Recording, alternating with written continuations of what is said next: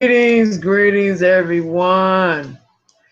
Good night, good evening, good morning, wherever time zone you're in. You're tuning in to the Chit Chat Chew Show with your co-host Uno, and the other co-host is Aisha, pretty much call me Jade unless you family.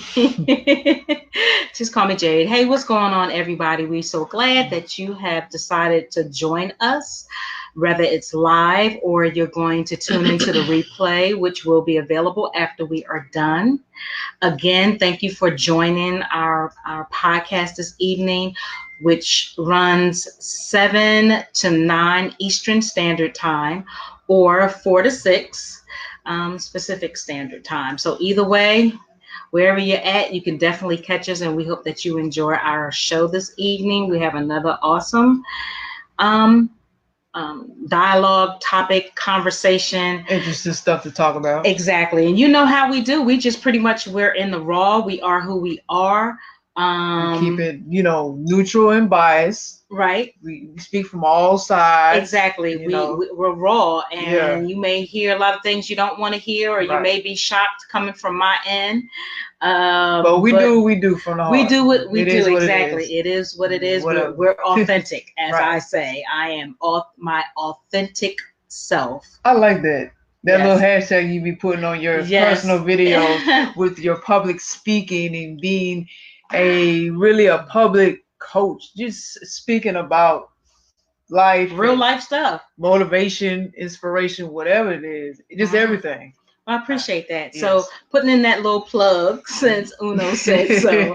So please, I welcome you to join my Facebook Aisha Speaks Jade, which is my own personal speaking page. It says motivational, so hopefully it does touch someone and motivate them.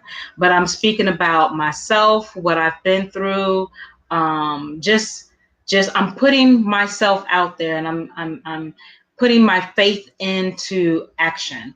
Something that has been a long time coming, that I've taken a lot of time, been questioning, but you know what? At the end of the day, I decided to do it. I stepped out on faith and never given up hope. And it's been touching people, and I really appreciate it, because I definitely do go back and I check on my page to see, who's watching, who's liking, things like that. And I just want to say thank you, as always, coming from the heart, because it is not easy. Even if some of you guys say, you know what, she doesn't seem like she's nervous or anxious or has any type of anxiety. Well, guess what? I go through all of that, and I push forward through it, and I do the damn thing. So thank you, guys. Yeah.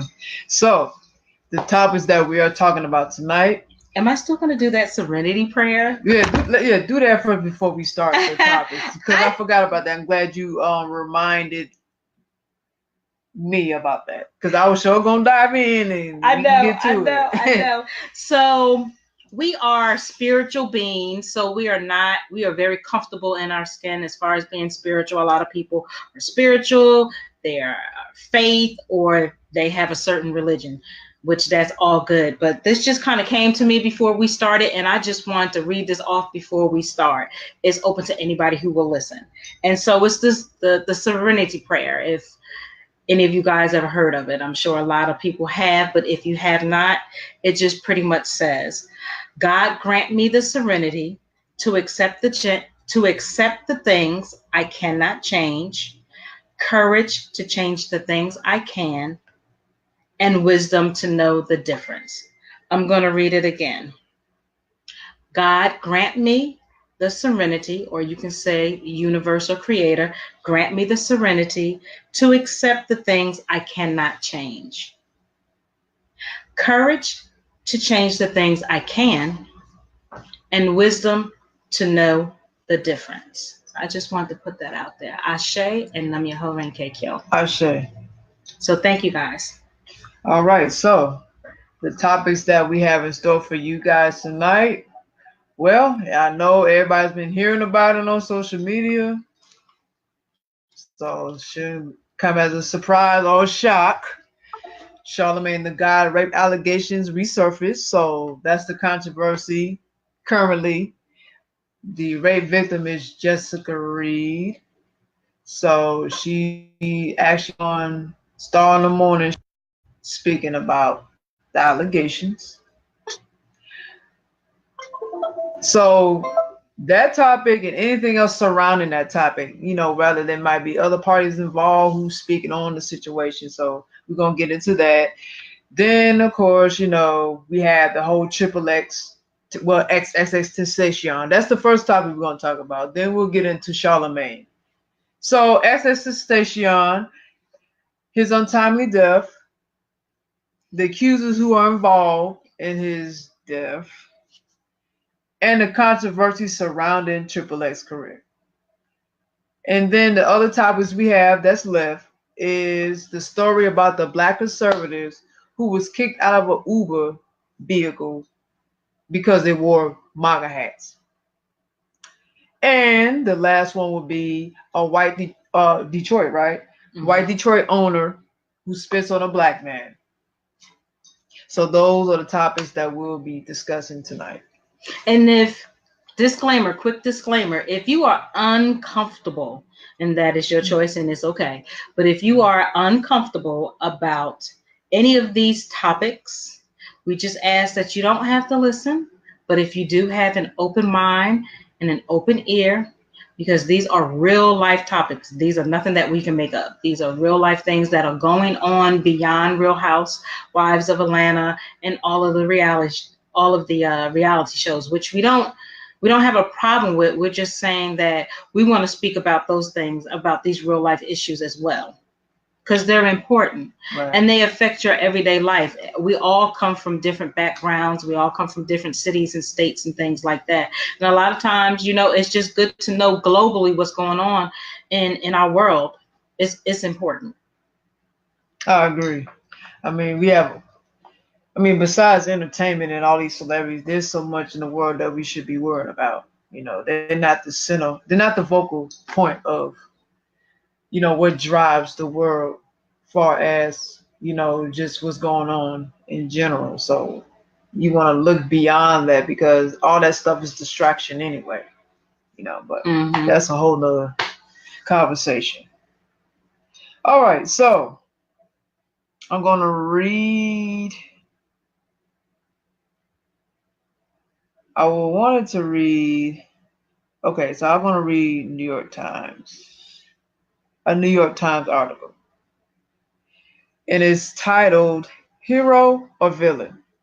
Death of Rapper XXXTentacion Divides the Internet. Understandably so. I can see that. Okay, so it reads, as news spread on Monday. Now, mind you, this article was published June 19th, 2018.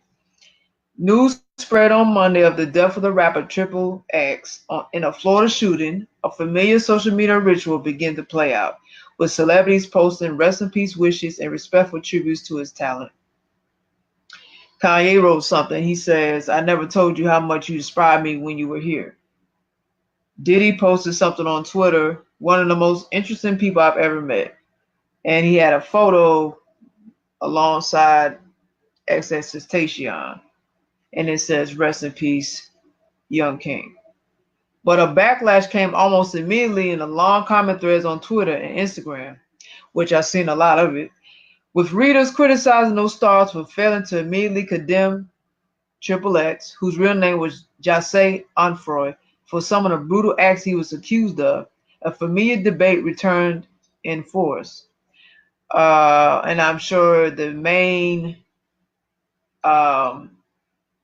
act that, he was, involved in was, domestic violence. So that was one of the biggest controversies surrounding his career. So I digress.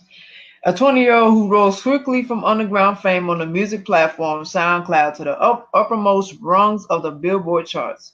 XXXTentacion was awaiting trial on charges including aggravated battery of a pregnant victim, false imprisonment, and witness tampering. Excerpts from a deposition in the case and a recent investigative article in Miami New Times, including disturbing allegations that he had badly beaten his former girlfriend, including extended attacks on punching and strangulation. He was shot outside a motorsports dealership in Deerfield Beach, Florida, and what the Broward Sheriff's Office said appeared to be a robbery. After the producer Diplo posted a brief note on Twitter simply saying, "Thanks for inspiring me," with a photo of him with Triple X. Many comments took him to task, answering, "I'm sure his victims share your sentiment, and this is irresponsible and disappointing." A few hours later, Diplo followed up with a series of more nuanced statements on Instagram. So, I'm not gonna really much get into that. Let's see. So, similar conversations played out on the social media feeds of musicians including Joey Badass, J. Cole, Travis Barker, and John Mayer, with some fans calling XXXTentacion the Tupac Shakur of his generation, and others condemning him as an unabashed abuser. Social media being social media, there was also no shortage of conspiracy theories that he was still that he was still alive. Excuse me. Now that was another big thing circling around on social media. You know, is his death really a death? Like the whole conspiracy around his death. Did he die? Is he alive? Did he fake his death? Like it was just a lot of things come from a lot of stuff come from different angles. So that was a big controversy as well. In a widely circulated post, the R&B singer Jadina called the accusations against Triple X horrific, but argued that people can change. Whether XXXTentacion had repented was another subject of vociferous debate. Last year, the rapper said he would donate money to a domestic abuse charity and said he gave it to children's causes instead. Triple X music quickly jumped in popularity as news of the killing spread, with songs climbing the internal rankings at Amazon and iTunes. According to Nielsen, sales of his single "Sad" rose by 1,140% on Monday compared with the day before, and album sales jumped by 4,730% in the same period. So the rapid criticism and follow-up comments by some stars was a new wrinkle in the unusual pattern of online reactions to celebrity deaths, reflecting the controversies that surrounded Triple X's brief career. And so, yeah, so it's a lot. Well, actually, no, I got a couple paragraphs left. I thought it was gonna be more than this because usually New York Times be having long ass essays. So I'm just gonna read these couple of more paragraphs they have left.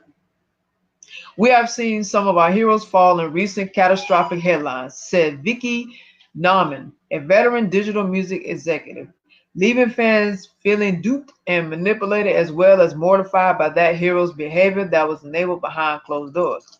Last month, XXXTentacion also became an unlikely symbol of the suppressive powers of digital platforms, with Spotify singling him out as one of the only two artists affected by a newly implemented hateful conduct policy. The other was R. Kelly, who was been dogged by accusations of sexual misconduct for decades. Spotify removed both musicians' work from its editorial playlist, but drew industry-wide complaints that its policy amounted to a blunt form of censorship. It followed less high-profile examples of erasure of controversial artists like the indie duo PWR-BTTM, whose music briefly disappeared from streaming services after one of its members was accused of sexual misconduct and anti-Semitism. Excuse me. Triple X's banishment from Spotify's playlist was brief. Within 3 weeks, the policy was rescinded. Mr. Kelly, on the other hand, remains unpromoted.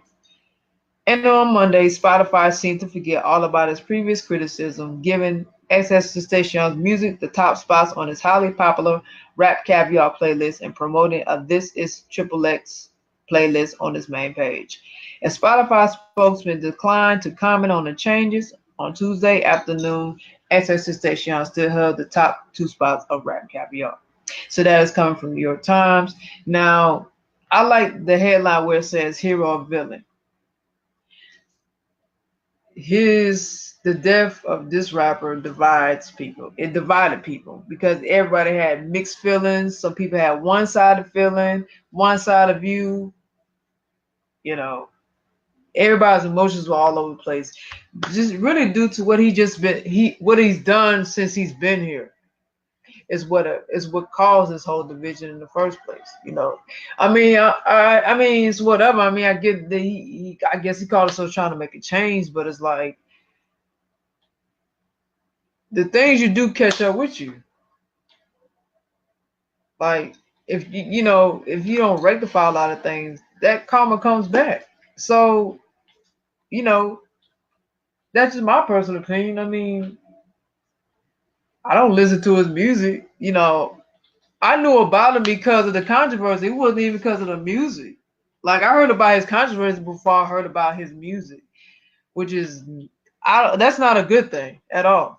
I mean, I understand if I see that a lot of younger artists I notice do a lot of negative publicity just to get attention. But in his case, I I mean, I don't really care for him. I mean, I'm not a fan of him. Uh, I mean, you got to pay for what you do. That's all I can really say. Uh, you know, and as far as that whole case with him and abusing his girlfriend, his ex-girlfriend, I mean, now some people say this is the thing because this is two-sided too. Because now, when he went to court, they're saying there was no evidence proving that he abused his ex-girlfriend or caused any physical harm to her. Then there's another side where it did happen. I mean, due to the pictures you see, she's, badly beaten up and she's speaking about it. So, I mean, I'm gonna have to go with what she's saying because, I mean, how the hell is she gonna beat her own self up? It just don't make sense. I believe he did it. I mean, you might have had some good lawyers, good people in the court system, get him out of trouble, and but his whole death too just seems fishy to me. I don't think he's dead at all. You know, I mean, what is your feelings on this? Well, first I want to read this article, and then hopefully I can give you guys. I do have more to share too. But go ahead. Okay, so this is coming from Vibe.com. Triple X ex-girlfriend kicked out of Visual claims fans burned items. So Triple X ex-girlfriend and alleged abuse victim Geneva Ayala is claiming that the rapper's fan did not allow her to pay her respects at his Visual. It is unclear whether it was in LA or Florida on Tuesday of June 19th.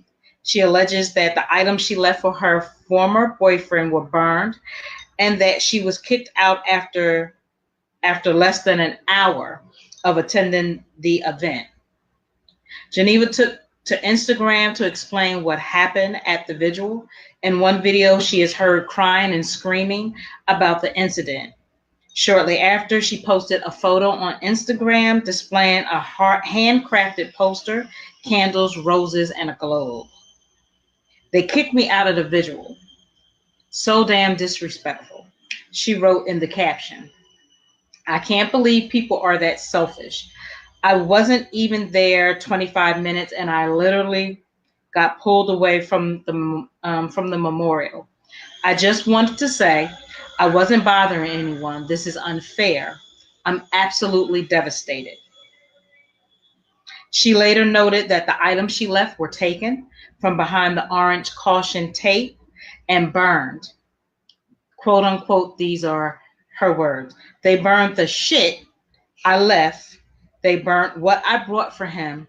I'm so mad, like I'm screaming. This is in all caps, quote unquote.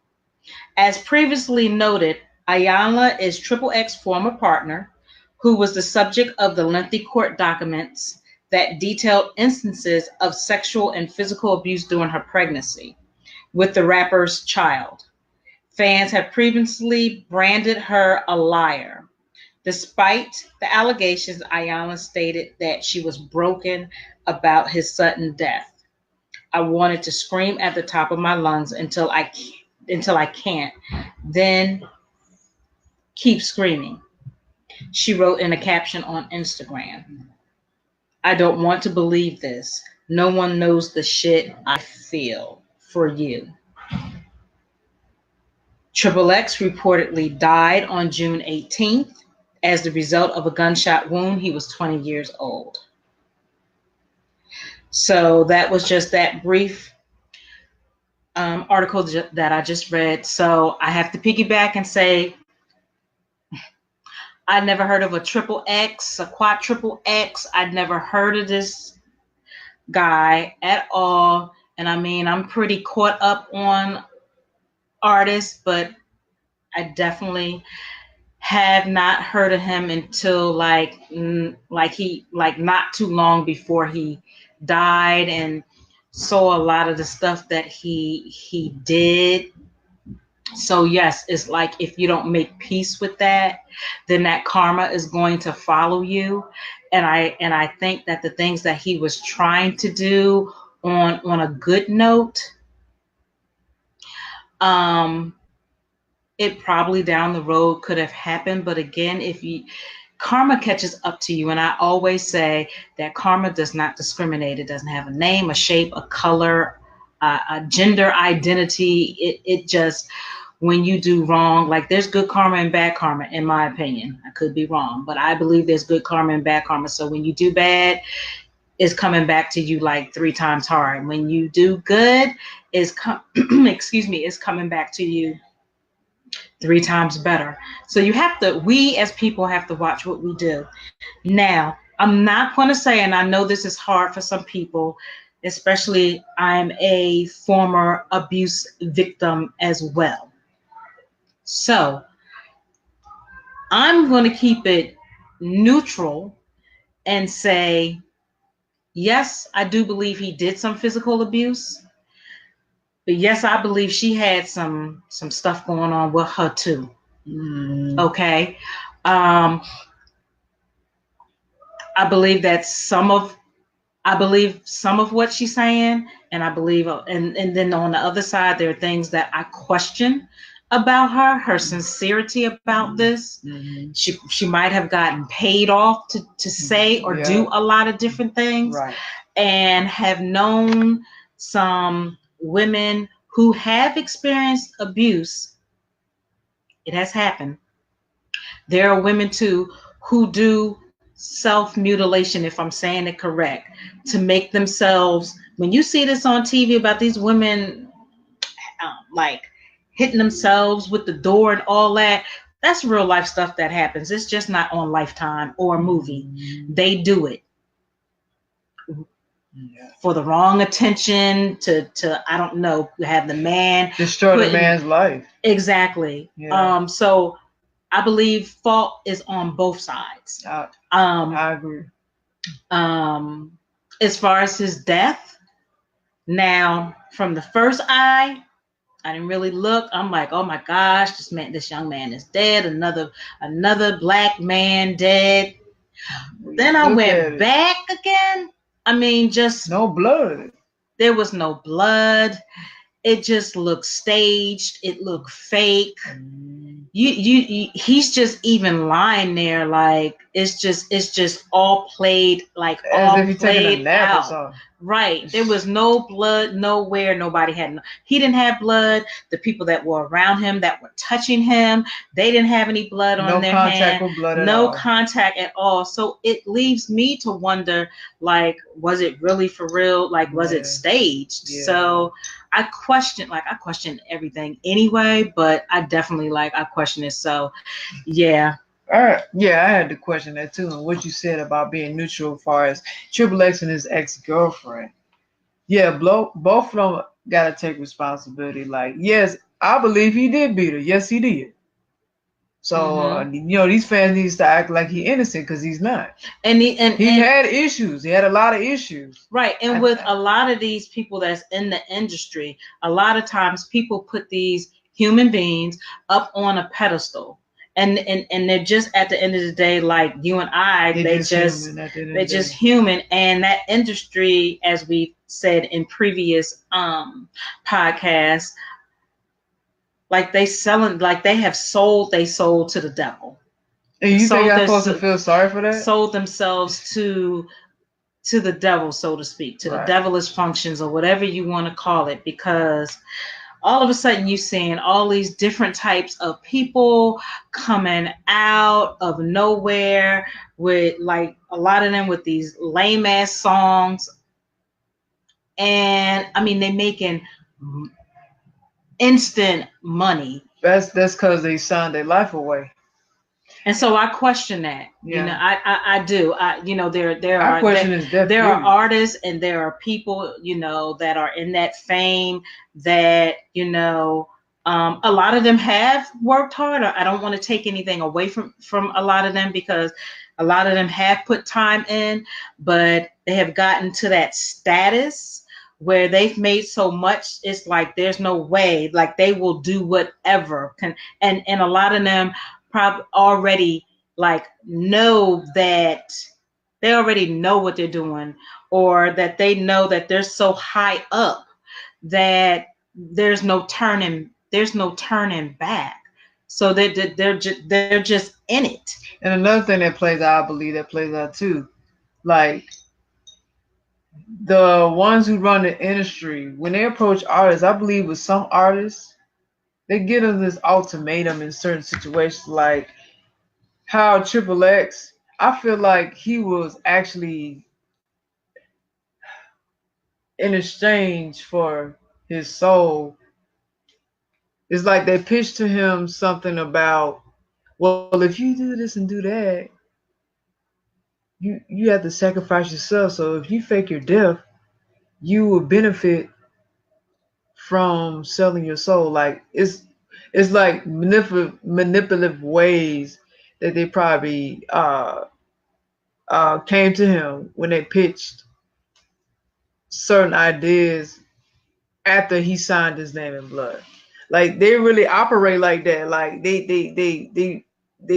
dangle the trinkets in your face, and then they painted this good picture of how everything is gonna be, how your life is gonna be, and then they actually fall for it. The artists fall for that, and they agree to that. So I believe that whatever game they kicked to him, whatever they offered to him, and it made it sound so great that he agreed to it and signed his life away. So they probably like, you know, if you fake your death, you know, you benefit from this. He probably agreed to that and did it. I mean, it's almost like we spoke about this before, like a Tupac type of situation. Same thing. Because I know he's been wherever for all this time. And I really, honestly, in my opinion, call me crazy, call me whatever, I don't really care. I really feel that this man is alive. He's alive. He's just I don't know if he's he's in Cuba. Okay, so wherever he's at, I believe that he's alive. In Cuba. Right. So with his mother. Okay. I mean, not his mother, but Asada. Okay. Asada Shakur. I know his mother's dead. So with XXX back on her, like I'm looking at the picture on Uno's phone. Yeah, I was gonna read these tweets here. Like I see, like I feel like he did abuse her. But something in me, and I'm not being unsympathetic because I've been a victim of abuse before myself. I just really, with my intuition, feel like she has played some type of ulterior motive. Interior motive. Yeah. Motive for this. So it's just real suspect on both their parts. Yeah. And I don't know. And if you guys that join us live, I appreciate you, Stephanie, for joining us live. If you have a comment, by all means, you should know me by now. I'm open. What you say on here is not going to affect me because this is the type of dialogue that we want from you guys. Our opinions may not be right. Your opinions it's really not a right or wrong with this. So you leave a comment, it's all good, you know. So we just wanted to put that out there. But yeah, it's, you know, a lot of that instant when they see them, the the money and the fame and the power and the attention that you can get in that industry, it just a lot of people are and have been drawn to it. And when they get into it, some of them may realize what the consequences are, some of them may not. There are those that have been born into it. And so, it's like if you get out, it's either by death or all of your fame is taken away and you have like seriously hit rock bottom on your ass. So but I've never wanted to be a part of that. And I mean, I'm kind of okay. I've never been that type of person who wanted to be in the spotlight. To each his own. I don't knock nobody's twist because I've always been a shy individual. And so for me, being behind the scenes were good. I mean, I've had on a lower level, I've been in the spotlight growing up from church and different things that I've been involved in, whether it was forced on me or I chose to do it. But I don't know, it just to make me feel easy. Now what I'm doing now with this and speaking and things, those are things that I'm passionate about. But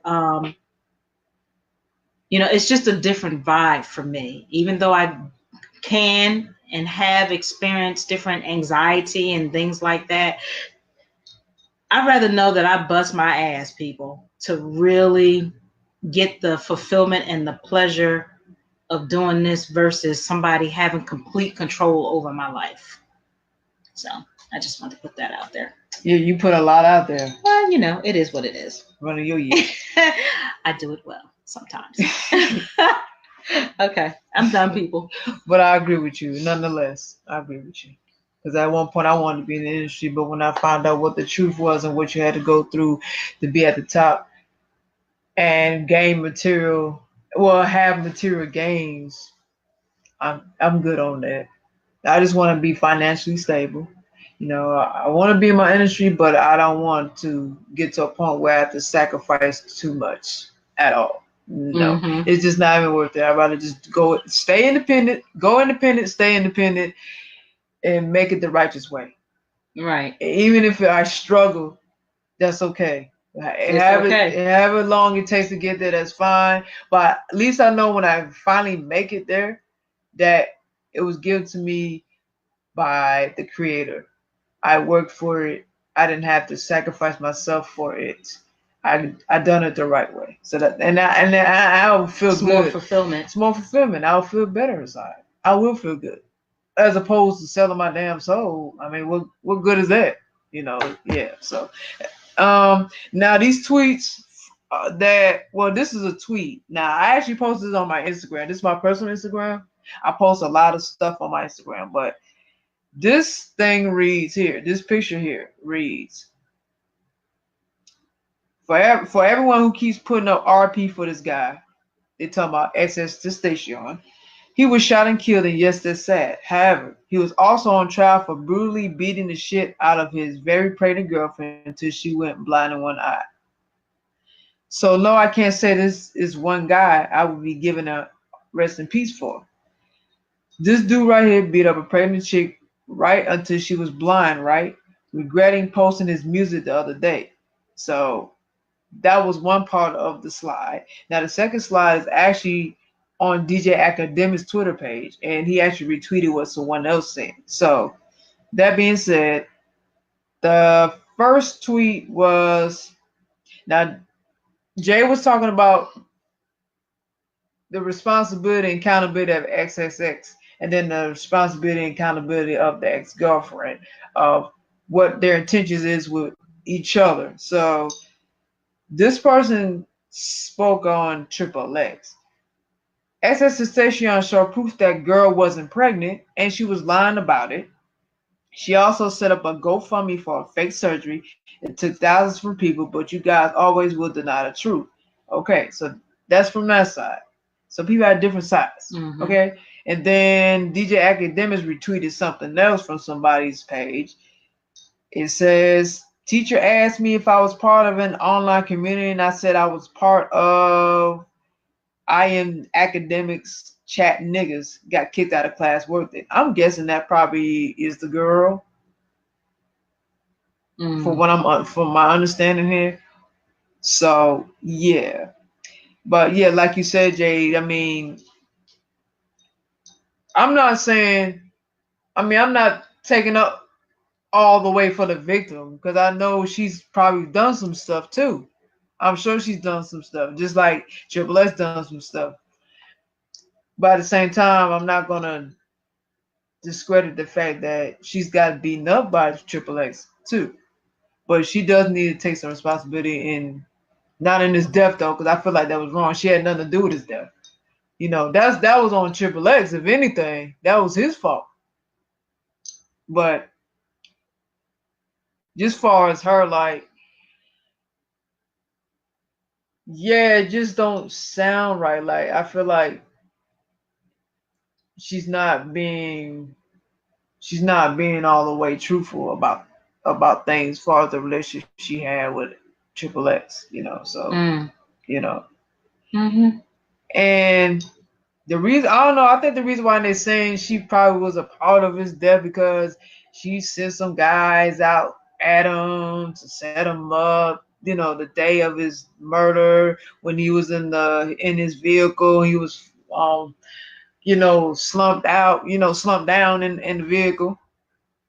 So that was the reason why, biggest reason why they were saying that. I mean, I know everything else before that. I mean, you know, her lying on him and accusing him things that the fans say that he didn't do, and XS was saying the same thing. So yeah, yeah, it's a lot with this man. Like I said, I mean, I'm damn sure not deriding. I'm not going to say the D word, but I'm not deriding. I like Jade. I'm just neutral, and I'm biased, and I'm opinionated. And I give you my honest answer to everything and how I feel about stuff. So if you're wrong, you're wrong. And if you're right, you're right. I could be the biggest fan of you, but if you do some dumb-ish, I'm going to speak on it. I'm not going to ride the wave just because I'm a fan of yours. If it don't look right, I cannot speak on it. How can I not speak on it? I'm going to say something about it. And that's the same thing with this next topic with CT to God. I mean, that whole thing. So, I mean, yeah. With this whole abuse, domestic violence just in general, a lot of that runs rapid in the Black community, especially with Black men. Black men, some of you guys, please get some help. I don't know how that looks for you, but this cycle can't keep going on. Not at all. It's just not a good look. I mean, definitely in the Black men in our community, or the whole violence, but just our Black community in general, because I believe that we're equally responsible. I agree. So yes, we're going to need to keep that. We're going to need to work on that. However that's going to look. Right. I read that one. Okay. Yeah. So okay. So that just blew through me off. Well, I guess pretty much I don't have anything else to say on Triple X. I mean, his funeral drew, it says, according to LA, times between 300 and 500 people thronged Melrose Avenue. I didn't like the way that sounded. It sure thronged Melrose Avenue near Spalding, blocking traffic. Some climbed onto rooftops, and at one point, a mosh pit formed in the middle of the crowd. Some attendees also formed a candlelight visual in the middle of a road. So he had a lot of people. Sure, quite a few of them were supporters, and it's just, who knows? Who knows about this story? It could have been a lot of it planned. I think it was orchestrated, or staged, or whatever the case may be. Yeah, it was definitely staged.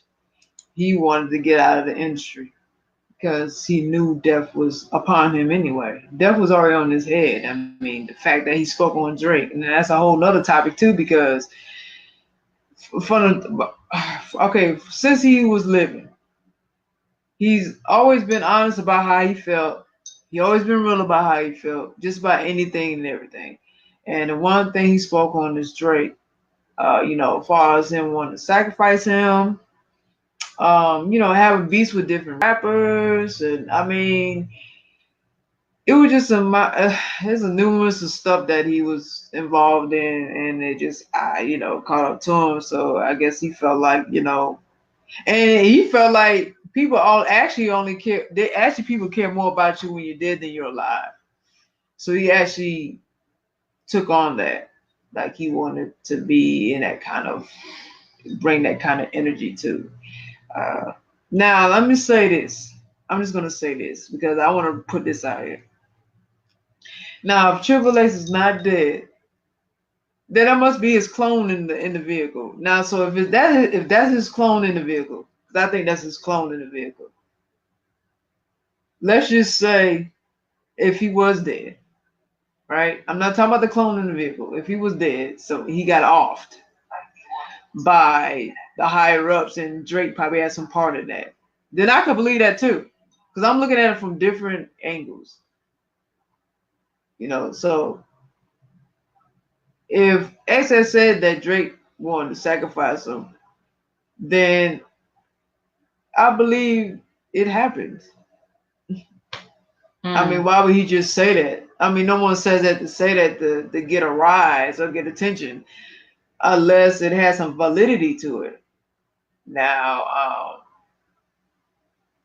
who's to say if his clone, I mean, his real self got killed, and there was other people involved, and now if him being in this vehicle found that in this vehicle was staged, so that means the suspects were not really the killers.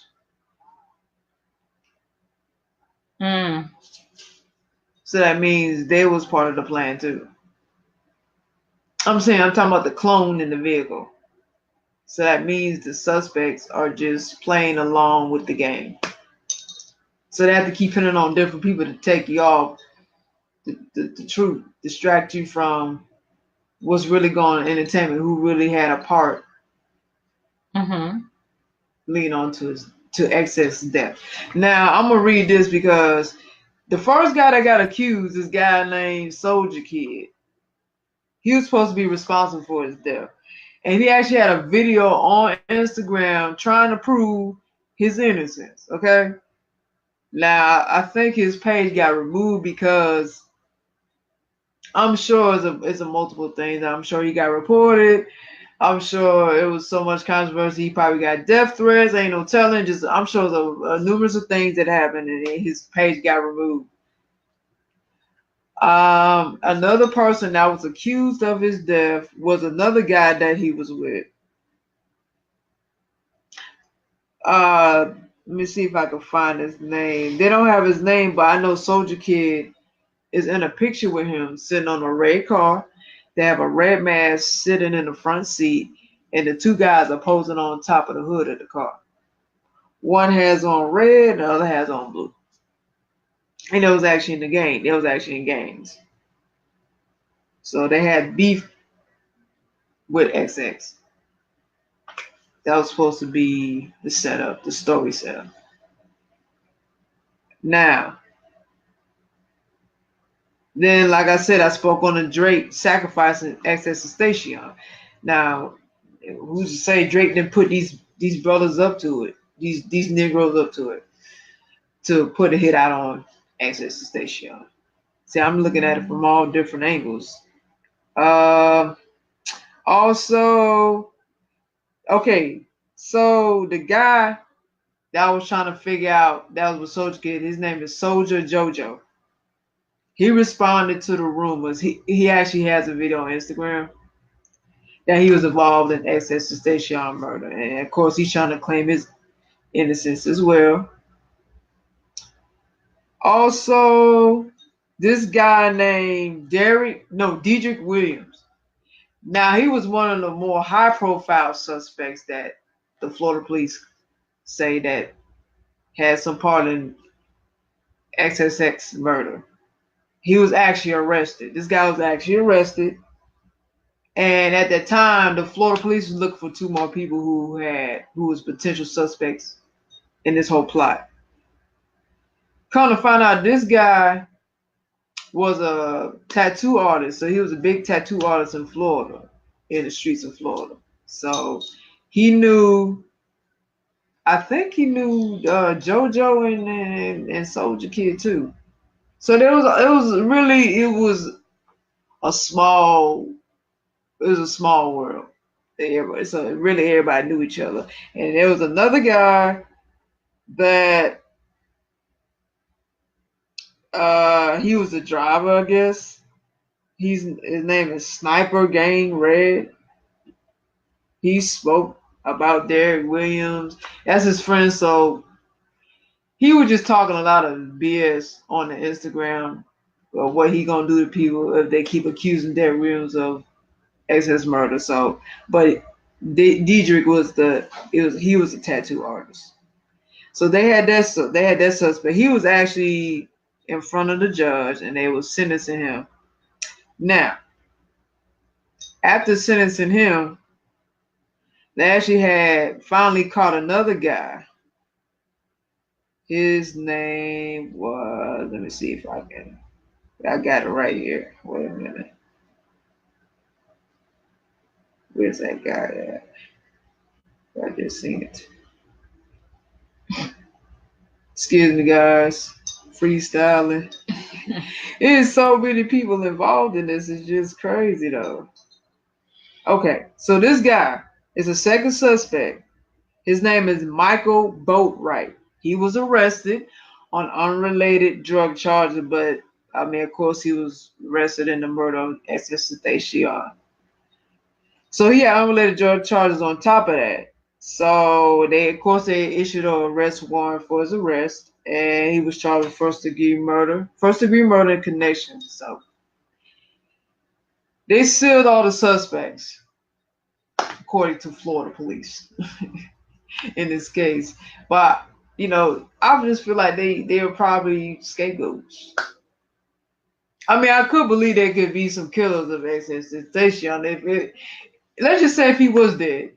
I believe they probably was put up to killing him, and Drake probably put these guys up there. He probably paid them off and go set up XXXTentacion and take his money. Because they in the video after the death happened, these same guys, not Soldier Kid and Soldier JoJo. I'm talking about the tattoo artist and that other guy that was talking on behalf of Diedrich.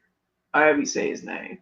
They was in a video flashing money after XXXTentacion got supposedly killed.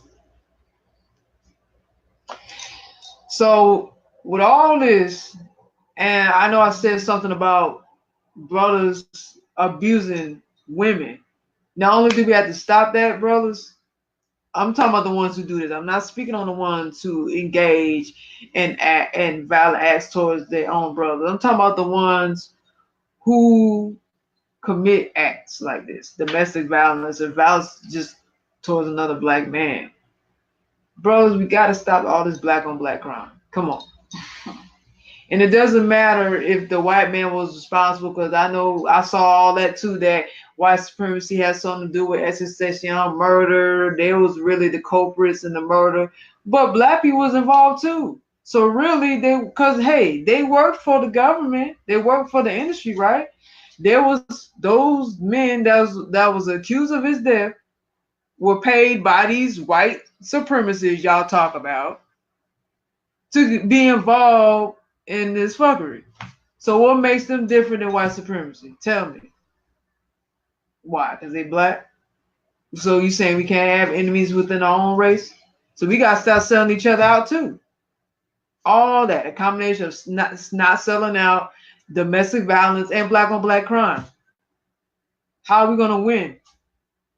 Like Lauryn Hill said, how you going to win if you ain't right within? So yeah, I mean, come on. We got to do better. I don't have no sympathy or no empathy for this whatsoever. None of this. What we just spoke about. at all. We got to do better. Anything you'd like to add to that? I mean, no, there's pretty much ditto. We've talked. Right. Enough. Whatever. I said all what I need to say on XXXTentacion on social media. That was it. I don't need to say anymore. No.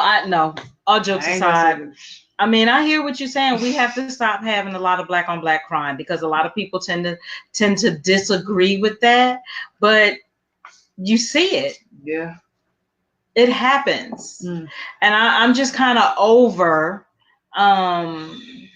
what the white man or what all the other races do to us. Granted, we know where our ancestors and all that comes from with the slavery and just all other kinds of things leading up to today. But we are playing a part in it. We're not better than everyone else that we have an issue with.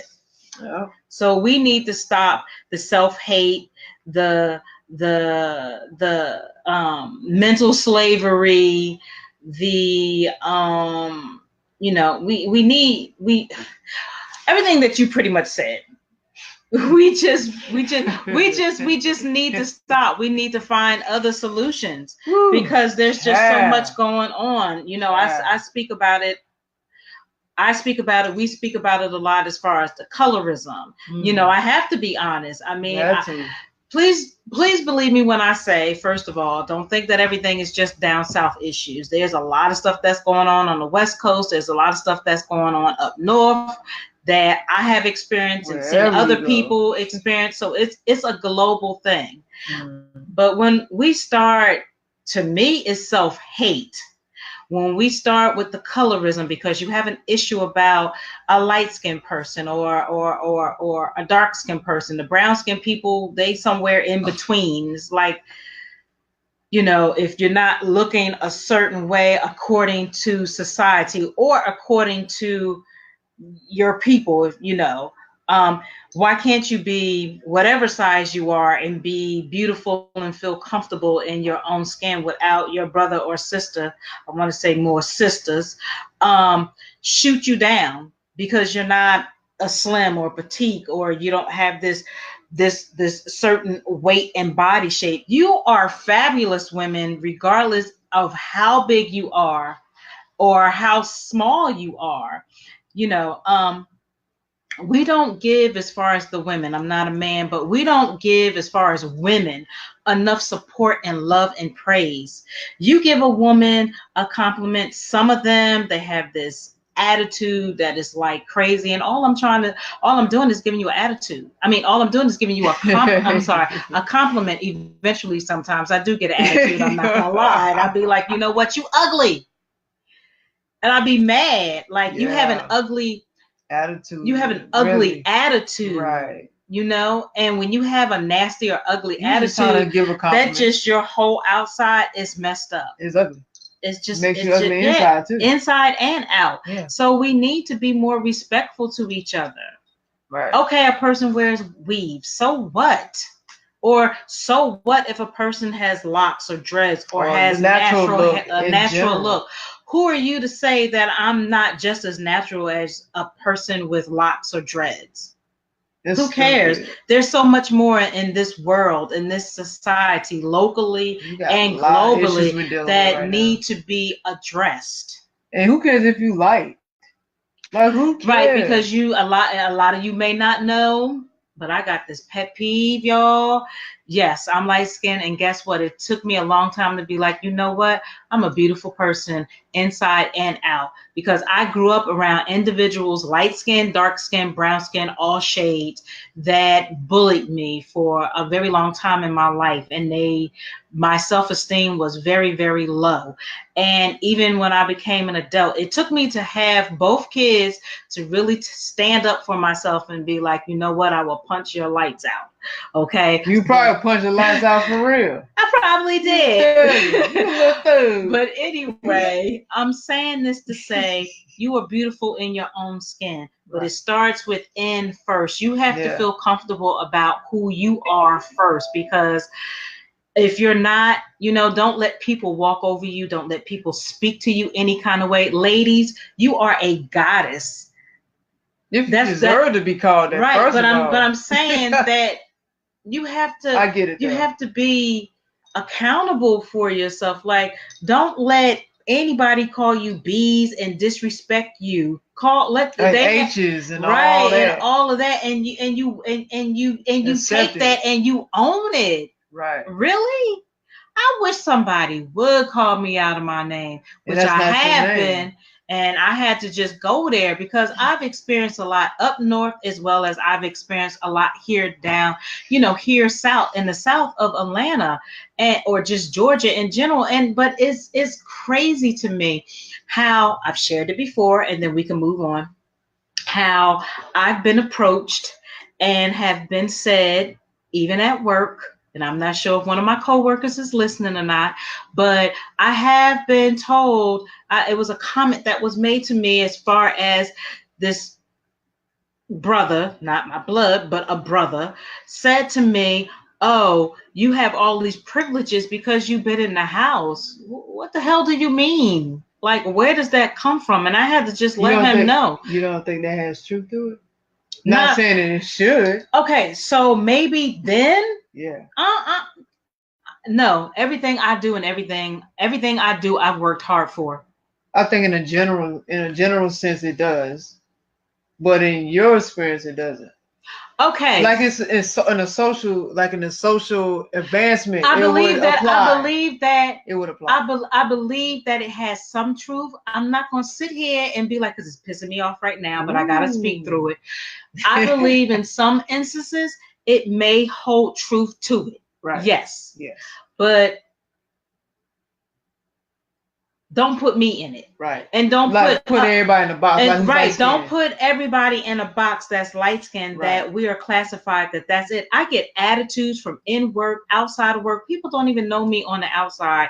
When people don't even know me, especially on the outside, they look at me and get an attitude because I'm like, let me tell you something. We are the creator, the divine's beautiful children of beautiful people of all shades, and it's a shame that we as Black people still have that slavery mentality. Right. Like that's a huge pet peeve for me, because I came from up north and have to come down south too and deal with all that. And I understand down south might have been a little bit more expressive about it than up north, but I'm telling you, I work hard for everything, and I don't like to be put in boxes. So that's just a little pet peeve, and that's why I say, like, we gotta stop that. Yeah. We have to stop that, as well as hurting each other, because we're hurting each other. Don't just think it's physical abuse. It's verbal, it's emotional, it's financial. You understand what I'm saying? So it's different ways to abuse a person. Mm-hmm. And we have to stop that in our community. Yeah, we have to. Right. And I'm gonna lead off with saying this, because this needs to be said. Black women, whether you light skin, dark skin, or brown skin, whether you're light skin, dark skin, or brown skin, a third, whether you light skin, brown skin, or dark skin, you are all beautiful. Okay? Black women, you are beautiful no matter what. Don't let nobody tell you differently. You are goddesses. Okay? And we have to. So let's love each other. Okay, let's respect each other. We all are in the struggle together. So it doesn't matter if you light, dark, or brown. I'm really sick of it too. Like that's why I don't engage in colorism conversations at all, because it's irrelevant. It makes no sense. You look pathetic. Seriously. That minuscule bullshit that y'all talk about all the time on social media or even in real life, in the real world, it's pathetic. We're all going through the same struggle. And let's be real, because at the end of the day, even whatever shade you are, you still a nigga. to white supremacy and any other race. So let's keep it real. They don't look at you, oh, you light nigga, brown nigga, dark nigga, you're a nigga. So if you got any drop of nigga blood, you're a nigga to them. So it doesn't matter. So what does that tell you? Come on, black women. What does that tell you? So that means they don't care about you. They see no value, they have no respect for you. And we have to get out of this mentality of tearing each other down and come together, unite, help one another, support one another. Come up with a plan and solutions and be a strong race. Proactive. Be a strong race. Rather it's female or male. Even black men, y'all gauging that bullshit too. Dark skinned man, brown skinned man, light skinned man. What the fuck does it matter? We all are going through the same struggle together. So there's other issues we're battling. We got a lot of issues we're dealing with right now, coming from all opposition. And the first thing y'all want to fucking talk about is colorism. Are you serious? Them isms, boy. Them isms. Poverty. Right.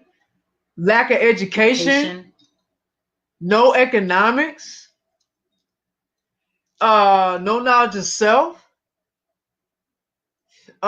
Kids going ass backwards because they have no family foundation. Do I need to keep going on the serious issues we have?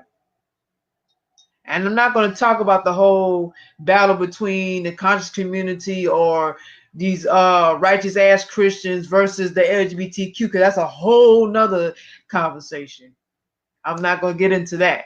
But see that friction there too, battling that.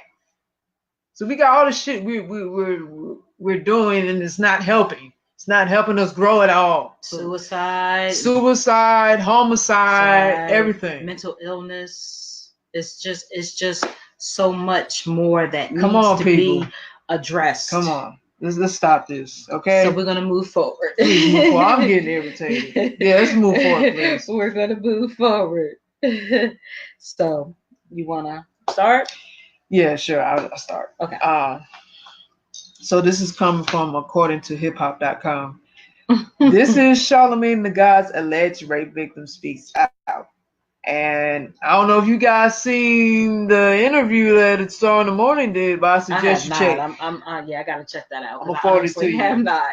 I suggest you check it out because the victim was on there giving her story about what happened and how she felt, not just how she felt as well, but how she's currently dealing with it now after it happened.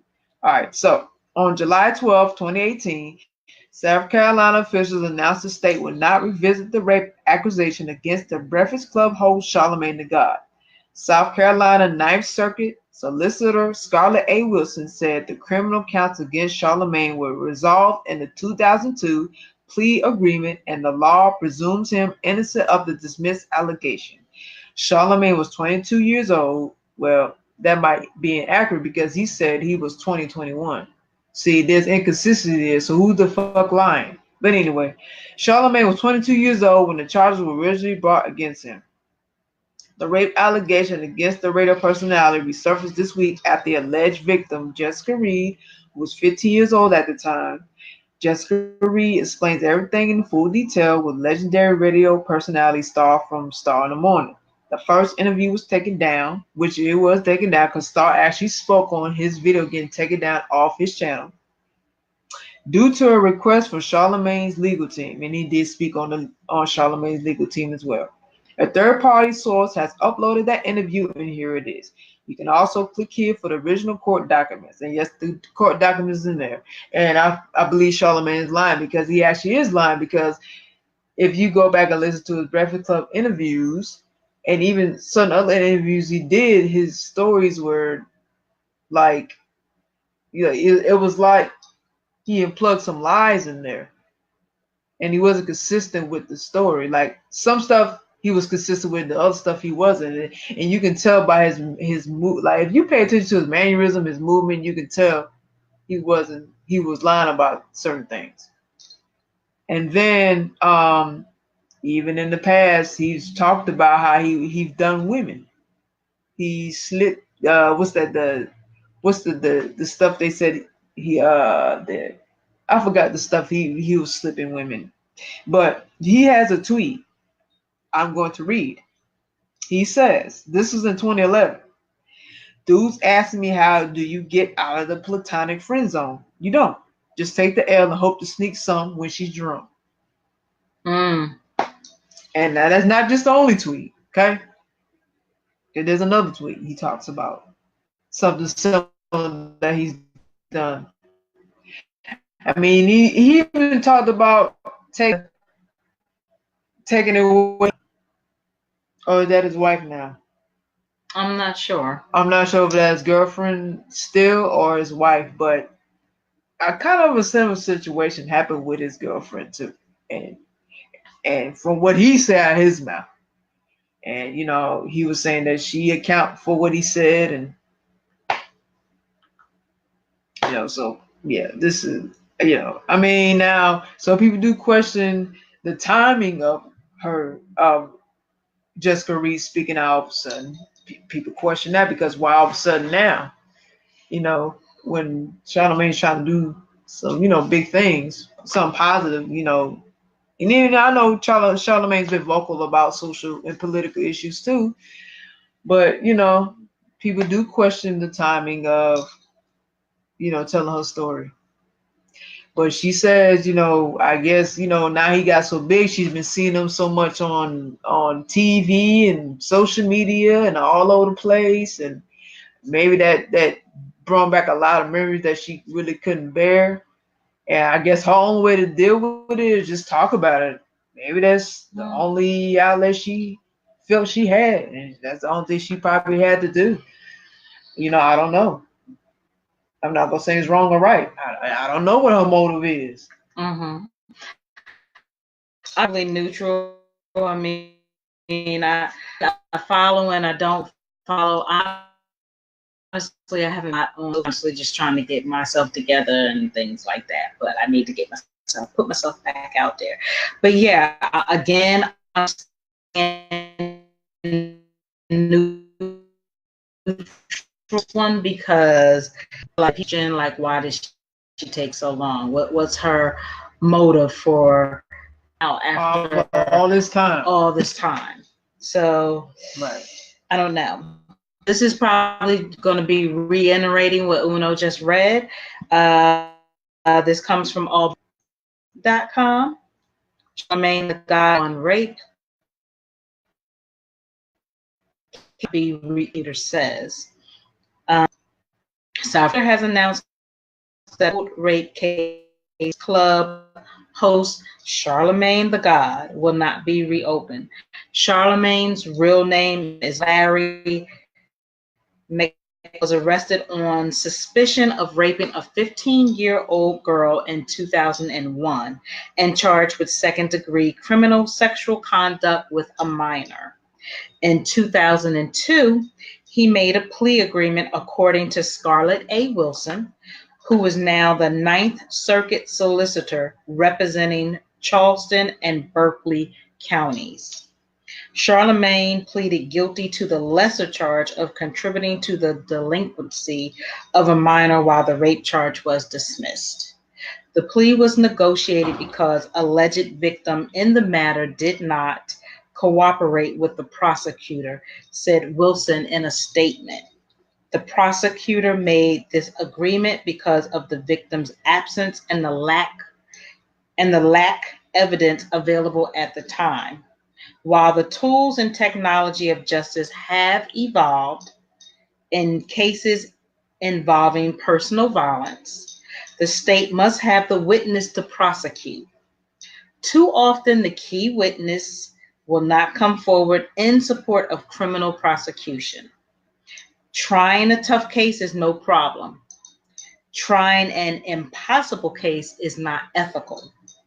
The now 32-year-old woman recently said that she wants to reopen a criminal case against Charlamagne. But because of the plea agreement, no further action can be taken based on the original charge. Charlamagne was accused of willfully, unlawfully, and feloniously engage in penile and vaginal intercourse with a 15-year-old female child at a 2001 party he threw in Somerville, according to the indictment. The indictment describes how a friend of the teen found her in a room naked and crying, stating she had been raped. After calling 911, the girls were taken to an area hospital where the staff corroborated that a sexual assault had occurred. Charlamagne was soon arrested and charged. However, the case failed to move forward and the plea was negotiated because the alleged victim in the matter did not cooperate with the prosecutor, Wilson said. Charlamagne had previously discussed the charges against him in an interview with DJ Academic. He admitted to throwing the party where the alleged rape took place, but said he left early and spoke with police following the incident. He added the police DNA test didn't match, and that's why the charges were reduced. So again, I'm neutral, being a person I'm a rape survivor. However, these stories sometimes just seem like they don't match up, and it's so sad. I just wish that when and if women were molested or molested, raped, touched inappropriately, that they could really, really come forward as soon as possible. It may be hard for some women. And I know that it's extremely hard, being an individual myself, that it took a lot of time. I don't really judge them. And I'm not judging. Don't get me wrong, people. I'm not judging. But if you are in a mind space where you can come, and I know it's hard. I mean, it took me many years to admit a lot of things, from a young child to an adult. So again, I am not judging anyone. That is not my place to do that whatsoever. It's just a sad situation when they do come, because laws and guidelines change, and then, like this story, a lot of times things might not be able to be back open. It might not be rectified. To rectify that. That's true. And so they're kind of up in the air. Well, she did come early. Soon after it happened, she did take action. But I don't know. Sometimes Charlamagne took the plea deal. Yeah, something happened now. He already admitted to it. It's not like it's his fault, So apparently he's guilty. And you know something, and you know something also, in addition to that, it's like when you have money, things can you can make things disappear, go away.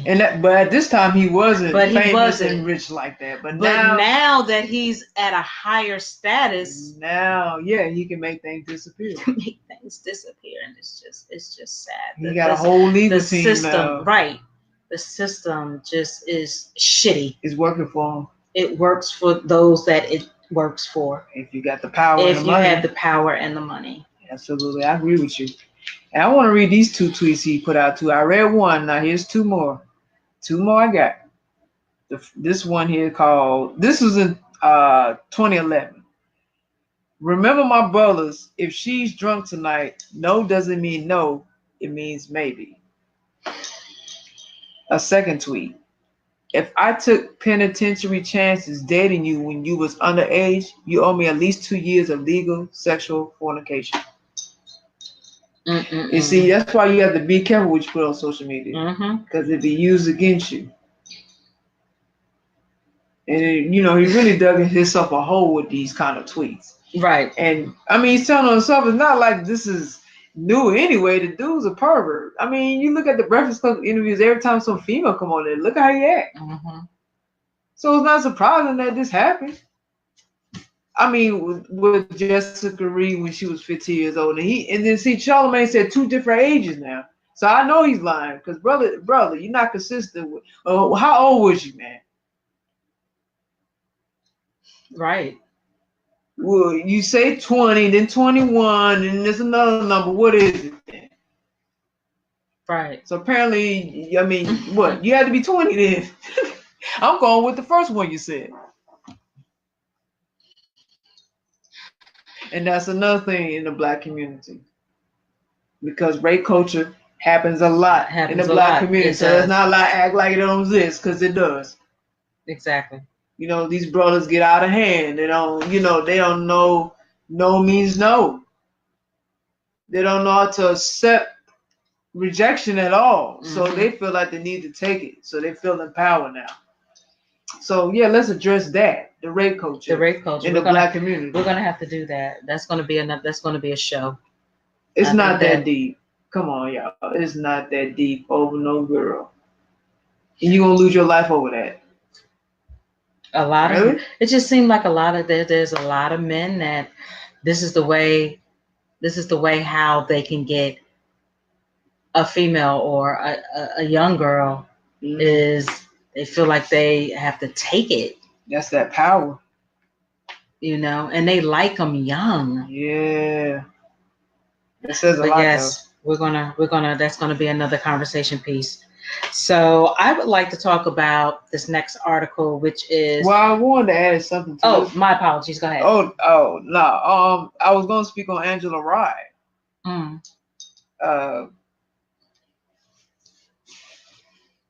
Following this resurfacing of Charlamagne's rape allegations. Now, you actually have the two tweets in there too. I would like to read those two off at the bottom, all the way at the bottom, all the way at the bottom. Yeah, those two.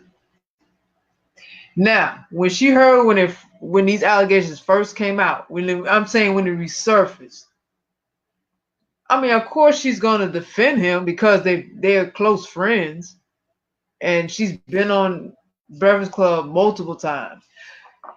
I want to read what she said. No, I can see it. Thank you, though.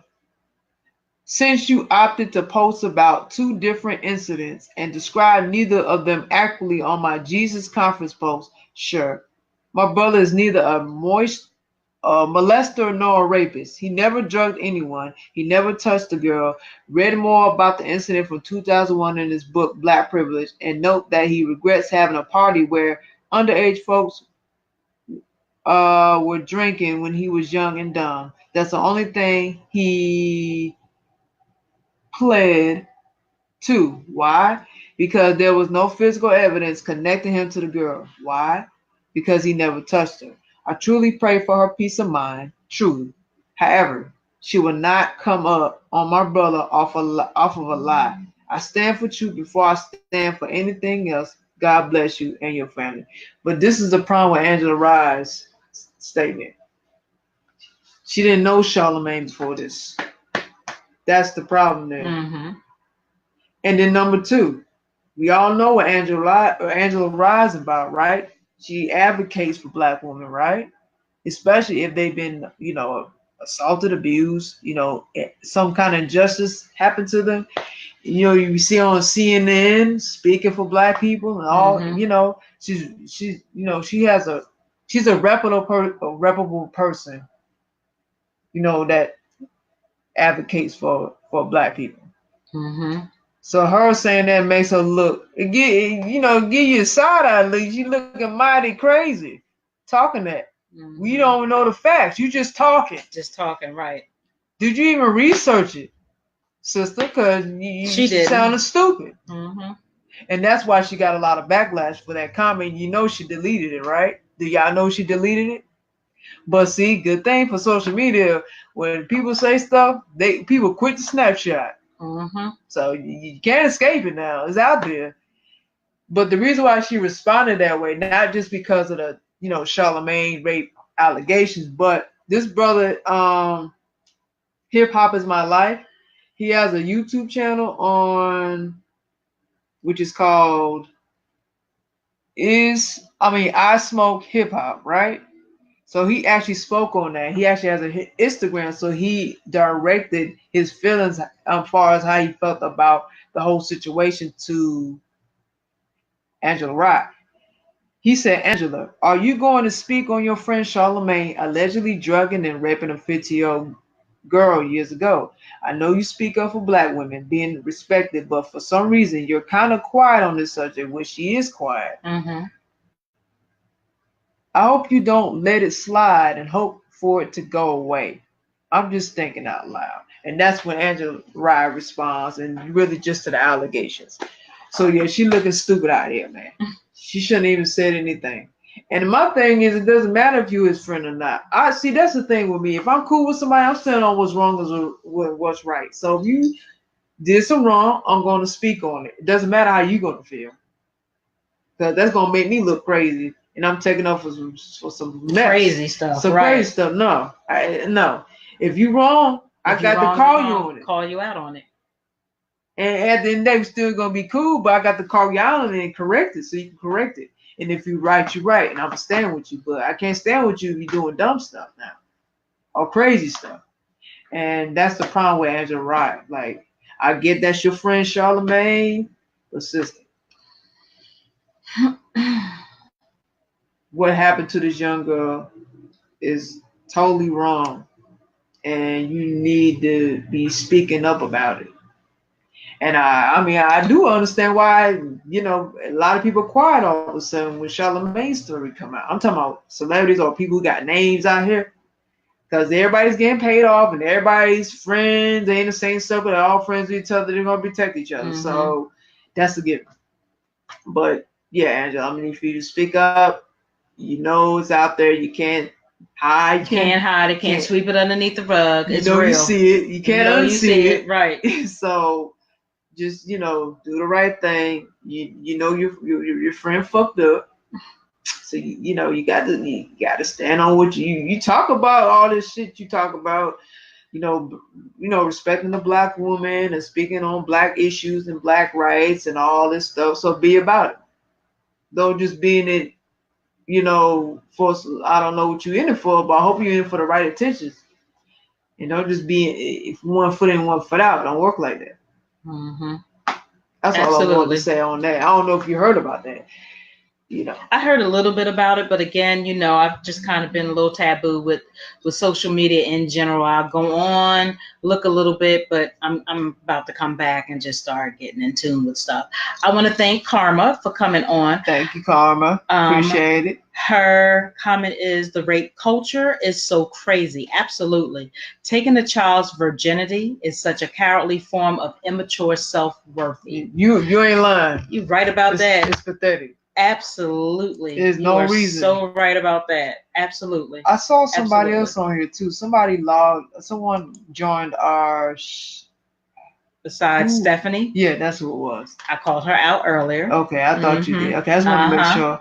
Okay. Thank you so much. Thank you. Thank you, Karma. She's a new like to our Chit Chat Chew show. Thank you. Thank you. Thank you. I think I just locked my yeah, I did that. Okay. Now to the next topic. Okay, so this is coming from ebony.com, and this states,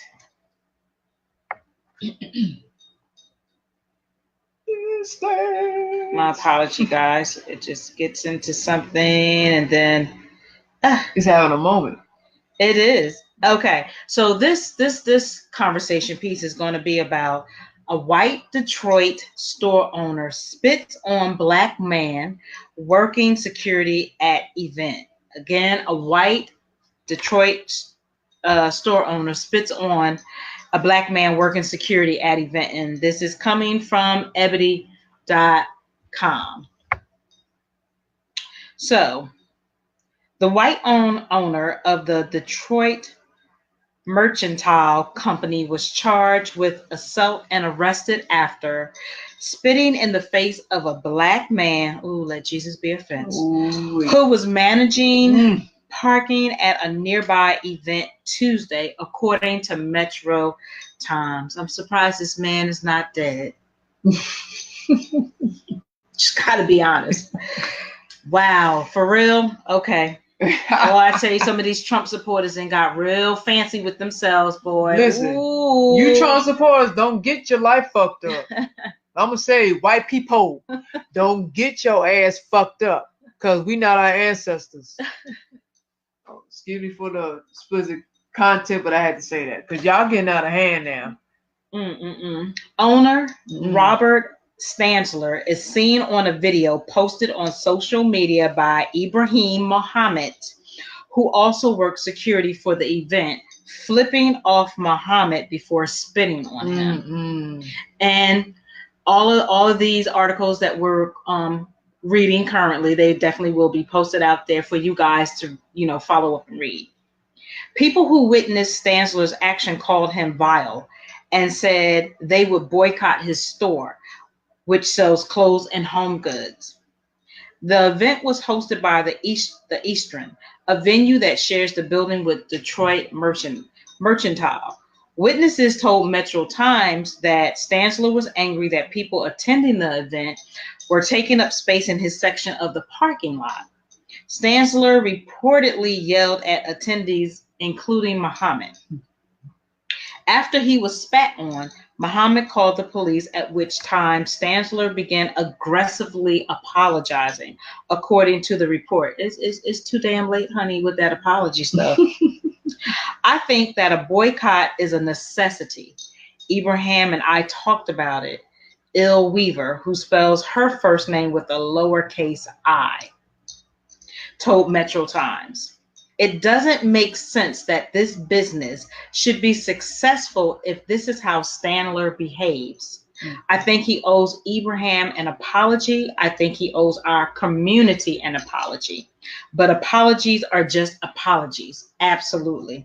Weaver said he needs to really commit to a much longer process for how he and his business are going to undo his racist actions, which are violent, disrespectful actions. And he is white, toxic masculinity embodied. So yeah, really, really crazy. But at the end of the day, because if Ibrahim Mohammed would have touched him, we all know, let's be honest with ourselves, that he would have went to jail, probably for life.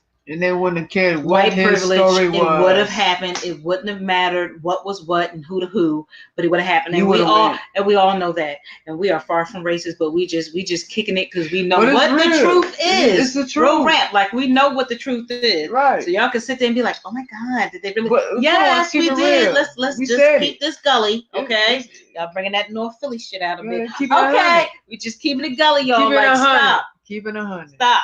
Just stop it. Come on, y'all. Let's start acting like don't we know how this. Don't we know how this world is? And again, I can get along with everybody, and doesn't matter past or present. But right is right and wrong is wrong, and you got to call it out for what it is. Yes, absolutely. And it may not be all, but there is white privilege and there is white supremacy. Let's just be honest with each other. Y'all know it exists. So act like it don't exist because it exists. You see it every day. I told you we're gonna have these conversations that's gonna be uncomfortable. So y'all need to deal with it. They be all right, Jay. They're gonna be all right regardless, because it could not be nobody up on here, right? And we still gonna keep doing what we doing. Well, hey, Karma, she said keep it 100K. Keep it 100K. You already know, Karma. You already know. It is what it is. So some of these comments in here, since it was a short article, we have someone that said the devil sure knows who belong to him, and he's using them daily, working them overtime and laughing at the outcome. And the reply back from that was, you are so right, dear. Some are fired off their jobs. Others are being knocked out. Because I like to knock that part. Right. Because we all know if the tables was turned, right? Like if the brother had spit on Stansler, he would retaliate the white man. He would have probably killed him. Yeah. So it wouldn't have been no going to jail and all that. Fighting another that. He would have killed his ass. He would have killed him. Right. Okay. So we all know if the tables was flipped. Absolutely. And another person says, "Amen" to the response. I'm reading. How she said. Right. And I'm reading from people, so that their language is a little strong. So this other person said he needs to have his store shut down. No black should ever shop in his store ever. Fuck apologies. But you know what? It's gonna be some dumb niggas shopping there. Come on, let's be real about that too. It will. It'd be some Who dumb they're probably niggas. going to say, well, this doesn't pertain personally to me, but okay. it's your brother. At the end, it's a community it's thing. Gonna happen to you too. It's gonna it can happen. I mean, come on. Right. Someone else says they can zip it and shove it. They're poor excuses for an apology. Up their racist punk asses. Somebody else says, wow, boycott. They're going in, y'all. So we all, you know, again, like you just said, a lot of these Trump supporters, I'm gonna need for y'all to get it together because everybody ain't scared of you. Nope. Everybody's just not scared of you. I'm not. I mean, seriously, it's just really crazy how the world is going, and a lot of people are sleeping on it. And if you still sleeping, to me, you dead. Because if you don't see what the hell is going on in today's society, you're globally, dead. Something wrong with you. You're dead. You're lost and beyond, because it's crazy. Beyond coming back. So. Right. There is no coming back for a lot of people. You just stay where you at. R.I.P. Rest in peace. Right. Spiritually. Spiritually. Rest in peace. Yes. So that throw ashe on their head. Yeah, some ashes and go nam your whole hope you go somewhere, namaskar, somewhere where maybe in that other life you can be better, understand things. Karma says incite to riot should be one of the counts against him. Yeah. Absolutely. Absolutely. I agree. Yes, ma'am. Yes, definitely. Thank you. I have something that goes with this story. So Carhartt severs ties with Detroit Mercantile after owner spits on black man. This is come from WXYZ.com. I'm going to read this short article because it's a very short article, so I'm going to read it real quick. Dearborn-based Carhartt will no longer sell its workwear at Detroit Mercantile after a video posted to Facebook showed owner Robert Stanzler spitting on a young black man's face. We expected our retailers to conduct themselves in accordance with our values, including respect for others. Carhartt will not tolerate the offensive behavior recently demonstrated by the store's owner. A statement to WXYZ said, as a result, we have discontinued our relationship with the Detroit Mercantile. The incident happened Tuesday during a parking dispute at a social justice gathering. Ibrahim Mission was providing security at the event when Detroit Mercantile Company owner Stanzler grew disgruntled over some participants parking on his property. Stanzler asked Mission to stop people from parking near his business, which sells antiques and Michigan wares. Mission told Stanzler to speak to the building owner, and Stanzler responded by making an offensive hand gesture and spitting on Mission's face. Maxine Franklin said members of her group were moving their cars during the incident. Franklin said it was outrageously disgusting behavior and completely unnecessary.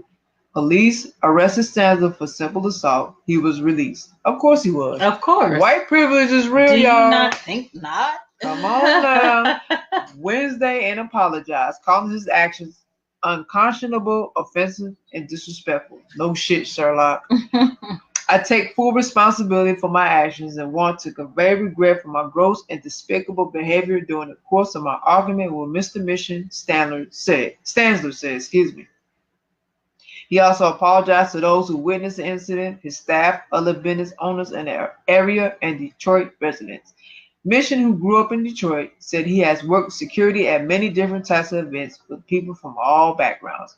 I've encountered somebody saying a racial slur, somebody not being too happy with security, but never ran into where an individual, especially a white individual, felt comfortable enough to spit on me, he said. Mission says Stanzler's actions were humiliating and disrespectful.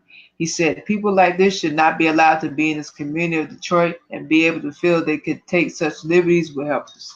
I agree with him, absolutely. Should have beat his ass though, but whatever. Ooh, right. Ooh, could have been me. Exactly. Sorry. Karma just also added, I was just going to ask you all about Carhartt, was going to say because they just opened up a store in Midtown. Oh, wow. Wow. Interesting. Mm-hmm. Okay. Absolutely. Wow. Thanks for the info, Carmen. Yes, definitely. I mean, that's not surprising though. Not at all. Is it like really, people? Let's just be honest with ourselves. Is a lot of what's going on really surprising to a lot of you? Come on, y'all. Can't I be. mean, honestly, I'm not trying to be judgmental or anything like that, but seriously, is a lot of what is going on really surprising to you, especially since Trump's been in the office? Come on, like y'all. he pretty much told all of us what it was from the beginning. So I can respect that piece of it that he told y'all what it was going on. Unlike Obama, which I know y'all he's a full of lies, which I'm not. He's a fraud. Like I'm gonna speak on it. He's a fraud. Can I get it out? Get it on out, Jay. Too late, you did it. Ooh. No, I'm only playing. I'm only playing, but you're right. Like Obama just was fake and a fraud, and I know y'all like Obama because of the whole black thing. They're gonna be butthurt right now. Yeah, they're gonna be like, I cannot believe Jay said that. Really? Can't like her. Oh well, I love myself. But at least Trump was like, I'm an asshole. I'm racist. I'm real. I'm letting y'all know what it is from the door. So I don't like nobody. I don't like Mexicans. I don't like lesbians. I don't like LGBTQ. I don't like blacks. I don't like blacks, whether it's a man or a woman. It doesn't matter. I don't like just nobody. If you're not white, blonde, blue eye, white devils. Yeah, that one thing I can't respect. He disrespected disabled people. He did. That was real ugly how he did that. I could have spit on his ass. Right. Really with that. Doesn't matter what color I mean, come on, you make fun of disabled people. Exactly. Like, yeah, for real. Like I don't care what color. I don't care what color you are.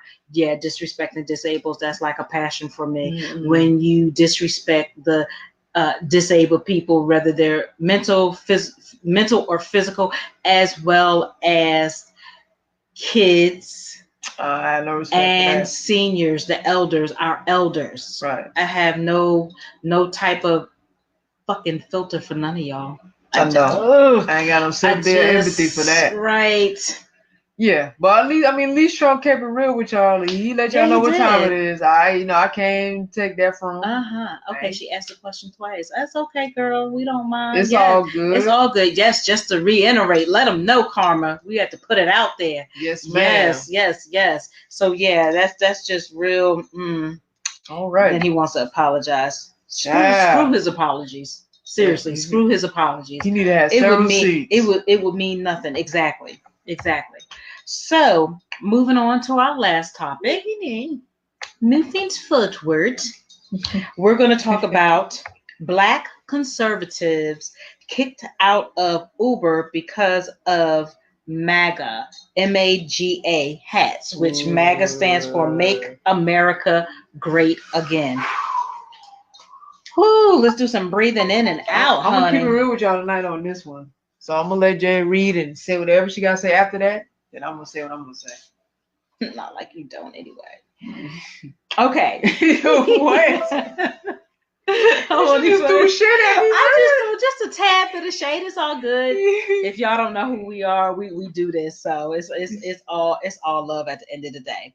So, a group of young Black congressional interns claimed their Uber driver discriminated against them for being conservatives after realizing that they were holding Make America Great Again hats as they entered his vehicle. To me, what happened took me back to the 60s when Black Americans were told they couldn't sit in front of the bus. They had to sit at the back of the bus, or eat at the same restaurant, or go to the same school, or would be hosed in certain neighbors, Matthew Handy told CBN News.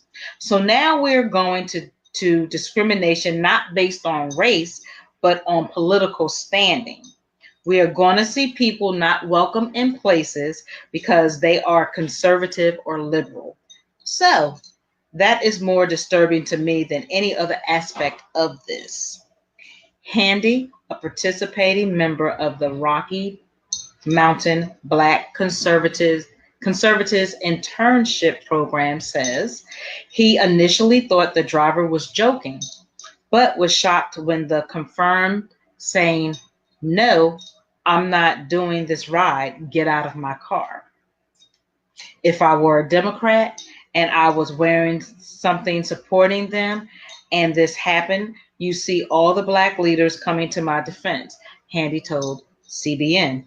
But you don't see this happening because I don't classify myself as a Democrat or liberal. The Rocky Mountain Black Conservatives Internship Program was founded 2 years ago to defeat the narrative that the left pushes out that black people shouldn't be a part of the Republican Party. So, some quick comments. One said, "Good for him." Someone else says, "I don't see what the problem was. They're massa, yet them out for a night." Someone else says, "Yes, that's what's up." Another person said, "Yet you remain on the plantation." So that was just a few. Again, these articles actually that last one is interesting. That person has a point. These were just some of the feedback. You can see the rest of all of the comments in the article once they are posted up. And before you make your comment, I'm going to read what Karma said, which is, "Don't let Trump fool you. He has only had immigrant wives, and I'm willing to bet they've got proof that he's fronting for support." Oh yeah, absolutely. Oh, absolutely. Absolutely. It's all a game here. It's a game. He's a businessman. Absolutely. What is that surprising there? Yeah, nothing. That's why I keep saying he's an immigrant his damn self. Exactly. He is, right. But you're right though, Karma. Absolutely. Yeah. And and I'm throwing this out here. It's random, but I'm saying it. It's two Trumps. If you go look at one of Dick Gregory's videos, he actually had a speech. He talks about this. There's two Trumps. Actually, if you compare the older the Trump in the 90s and the Trump now, that's two different people. They don't look the same. They don't act the same. So it makes you wonder. So y'all keep that in mind. So however his brain is wired, he's doing it for other reasons. Not just for himself, but he works. Understand he's under control too. Okay? So he works for a higher source. For higher people at that. So people keep that in mind. All right? Right. Exactly. And what you want to say on this damn article? Because I'm just shaking my head to it all. No, I'm just, again, it's no surprise to me how Trump is, because it's already been said way before now, actually way before he became president. That's true. So a lot of brothers were actually riding for Trump though back in the day. Back in the day, let's be honest. It was. I mean, there's some sisters now that I've seen as far as like being on social media, that these sisters are a strong supporter. Right. I mean, damn, like you would think they having sex with him. I mean, they serious about it. Yeah. They really riding for him. Like, okay. Meanwhile, he just can't stand you. At all. At all. He just tolerates your black ass. Right. It's just, y'all cooning. And it's that's a pet peeve. I can't stand it. Why can't we be independent? Why do we have to be Democrat or Republican? Right. Because neither one to me is worth anything. Actually, you repping a gang. A gang, I said it. A gang. That's what you're actually representing when you're taking either side. Red and blue. What is the difference between that and the gangs in the street? So you're initiating yourself into being a Democrat or Republican. So you're right. Why can't people just be independent? Why you can't think for yourself? Why you got to pigeonhole yourself in that box? Because all this does is divide and cause confusion. To keep you distracted from what you need to be chasing, your purpose in life. As a human being, not talking about materialistic things. I'm not talking about that. This world is designed to distract you from the purpose of life. Point blank, period. Right. Let's read what Karma said. I think he's a maturing candidate and that he has a Asperger's syndrome, but that's just me. I agree. Mm-hmm. And if you see maturing candidate people, if you're not understanding what Karma just said, I suggest you go see the movie Manchurian Candidate, Mm-hmm. and it will tell you fully how Trump is functioning at this moment in time. Mm-hmm. So I agree with you, Karma. Mm-hmm. Absolutely. And I say, like, even if you do, I guess for the Democrats, let's just say for just conversation, if you are voting, whether it be local, especially local, still be proactive. Don't just leave it right there where it is. True. Go out and still be proactive. Don't always leave everything up to these politicians. Get active in At the the end of community. the day, they really, to me, don't mean us any good. They're puppets. Anyway, That's get true. out there and be proactive. Do what you, and I'm not just talking about let's do the kumbaya and we shall overcome shit. Because No. I'm over that personally. We can't do that no We more. need to be more proactive. We need to really have some balls. Like, seriously. Yeah, ain't no choice in the matter. There's really no choice, people. Honey, we need to be a better community. Black people, especially black Especially people. our I don't like the word minority, but our people of color, we need to really be more proactive in Grow some fucking balls. however that looks for us. Besides the Like you said, marching and the marching, we need some type of proactive platform, do something, pull our dollars together.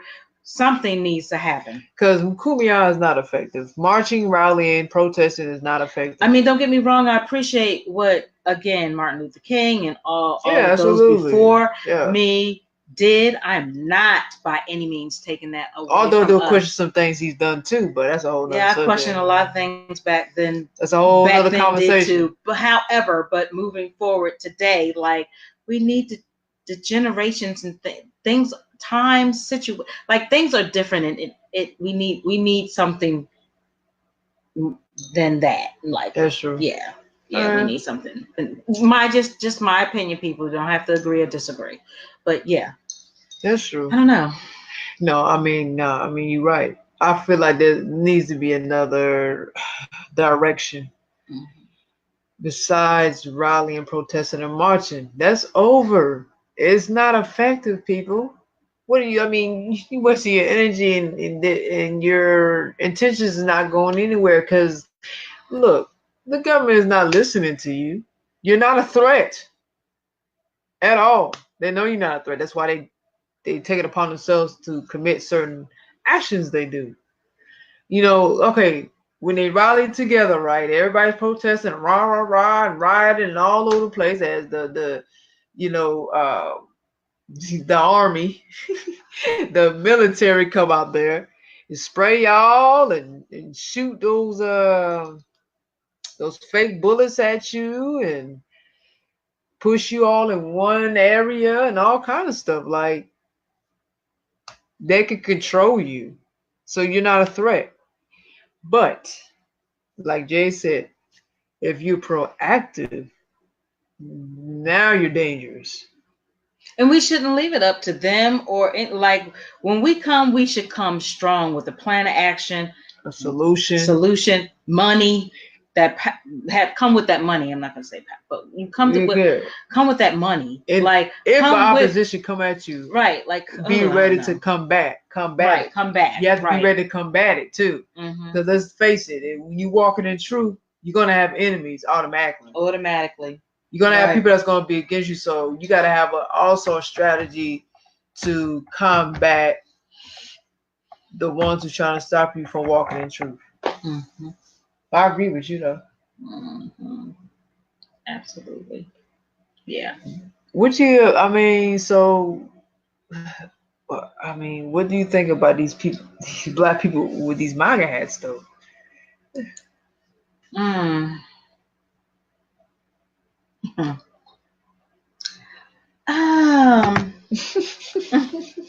Dot. They special as hell. Karma, what'd you say? Oh, okay. Let's read what Karma says because we can just show it right up on the screen.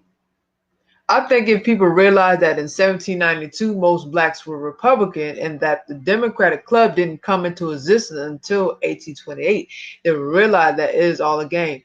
Absolutely. I'm glad you brought that up because our show was going to speak on that. Yes, black people actually were the first Republicans. Right. White people was not Republicans until she said the actual date, 1828.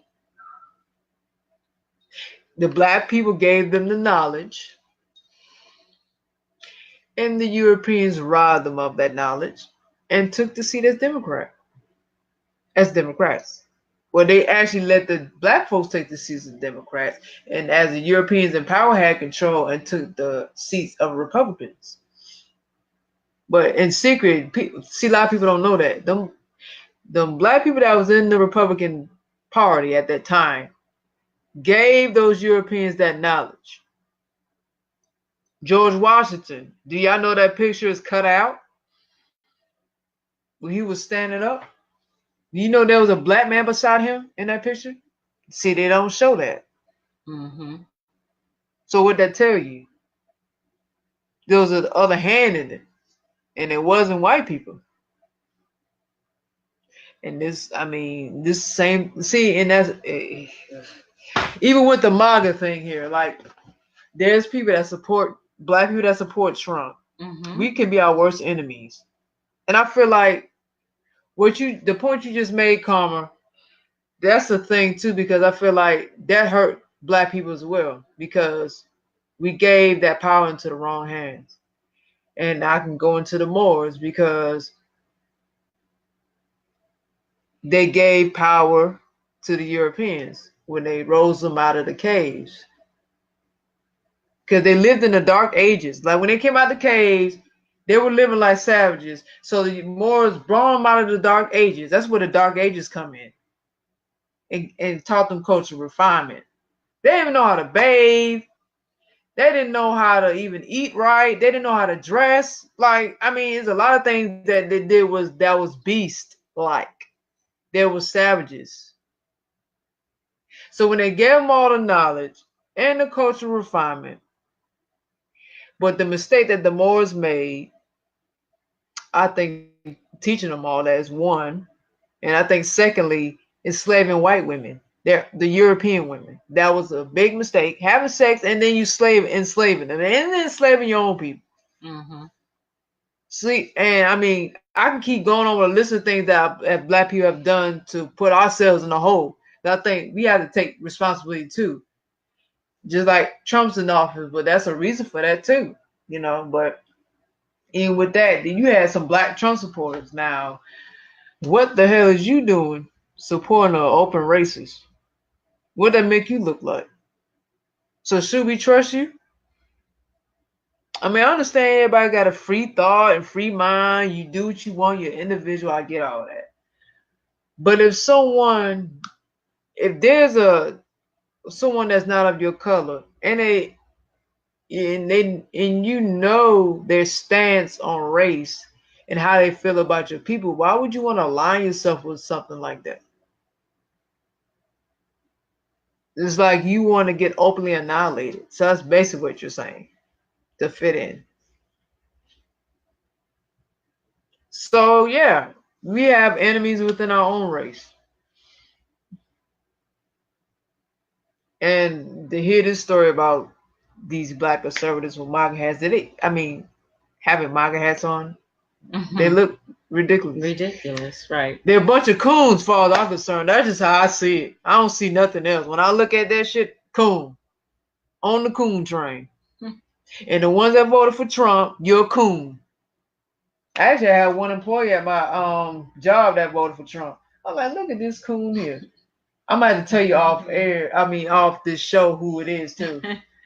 You probably wouldn't be surprised. Getting on that coon train to Georgia. Right. Stop playing. I was looking at him crazy. Wow. When I heard, I'm like, what? Okay. They out there. Alrighty. They definitely out there. Karma says, and to make the moves apply, they allow white male immigrants the right to vote in 1790. then said in 1792 that black men could no longer vote in the North. Hashtag history don't lie. And that is the truth. Mm-hmm. But you see how we giving our enemies too much power? That's why I can't. And then this is why I say we can't always blame white people for everything. Mm-hmm. You see the points that Karma's making, y'all. You see the points that she's making. Don't get me wrong. I'm not saying white people shouldn't take responsibility for things they've done to our people. I'm not saying that, because they need to take responsibility. They're going to be held accountable for what they've done to our people throughout history. But I'm saying, let's not act like they're the only ones that cause destruction to our people, because our own has done the same damn thing. And they need to be held accountable too.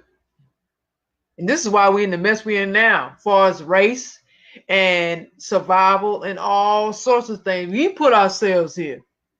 No, black people don't want to admit it. It's uncomfortable and hard to admit we put ourselves here. We have to be honest, because this is the only way we're able to solve this. If we can look in the damn mirror and recognize the shit that we've done throughout history, then we can make some changes. What went wrong? This is the question we got to start asking. What went wrong? What did we do? What did we not do right? And it's okay. It doesn't mean you less of a person or makes you a bad person. Just shit. The shit happened. But what can we do to reverse it? Mm-hmm. I was going to say that. Yeah. But if you can't recognize that, how is anything going to change if you always point fingers at everybody? Can't keep blaming white man and white woman for everything. I'm sorry. They're not responsible for every little thing now. Some stuff we need to take ownership. Yes, we need to own up to it. So yeah, I agree with you on that. Ownership. That's all caps. Mm-hmm. Ownership. What do you think about what she said? I hear her on it. She got another comment too. I hear her on it. I definitely agree with her. Hopefully they meant remove all immigrants and let the indigenous people have their land back, but probably not. Nope. Those black people in that Uber car were not speaking anything that made any sense, mm-hmm. or that can help the advancement of their own people. Nope. Except kissing ass and buck dancing. That's all niggas good for. So, there's really nothing else to say. Imagine your face looking like that, though. Like you want to say something. Nah, I'm good. You sure? Mm-hmm. I'm good. I'm good. I don't know, Jay. Your face say otherwise, but okay. What said has been said. Yep. Thank you, Karma, and thank you, Karma, for dialoguing, and thank you, Stephanie, for joining in earlier. We definitely appreciate you guys, and we definitely appreciate the ones that are going to listen to the replay, which is going to become available shortly.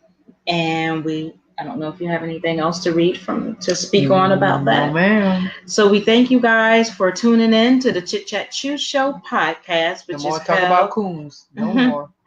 Right. We thank you guys for joining to the podcast that's held every Monday from 7 to 9 if you're listening to the co-host. But if you are a guest, we normally have you from 7 to 8. With that being said, if you are interested in being a guest on our show, whether you are a small business owner, an entrepreneur, or a corporation, you're interested in being on Chit Chat Chew Show, you can certainly reach out to us by emailing us at chitchatchew_show@yahoo.com. Again, that's chitchatchew_show@yahoo.com. If you are interested in being a guest, we ask for perhaps 1 to 2 pictures, where one is for the flyer, one is for the website. But if you have one picture, that's fine. We can use it twice. Send the bio along with your social media attached, and also what your title would be. That also artists of all levels can be on the show as well. Um, so again, hit us up with that on our email. I'm going to plug in again. I do have my own motivational speaker page on Facebook where you can go to Aisha Speaks Jade. Now that same thing applies to if you would like to be, if you're a small business owner or a entrepreneur and you would like to be my guest. It's for an hour, and pretty much you would be presenting your business, speaking on it, what you do. If you like, you can tell a little bit about, something personally about you. What is your why? How did your business come about? Again, just let me know. You can hit me up. You can like my page, Aisha Speaks Jade. Let me know. Message me if you're interested in being on my page. Please like if you haven't. Please share if you have not. Our Facebook Chit Chat Chew Show, LLC. Like that page, Chit Chat Chew Show, LLC.